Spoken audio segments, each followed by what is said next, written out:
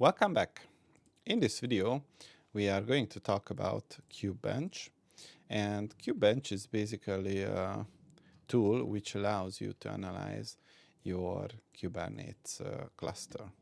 And it is based on the CIS Kubernetes benchmark.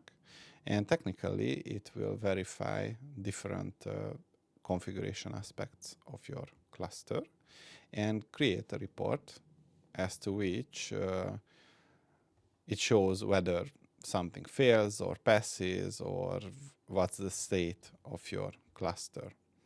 So what we want to do in order to have it on our system is to apply the job.yaml and then the kubectl get pods-o wide should give us a completed pod which run on Kate Worker B.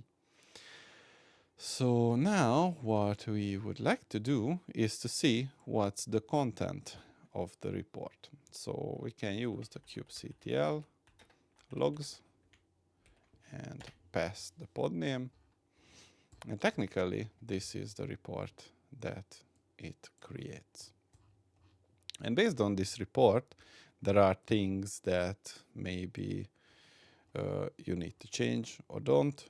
It depends on your setup and your infrastructure. But these are commonly good settings that allow you to basically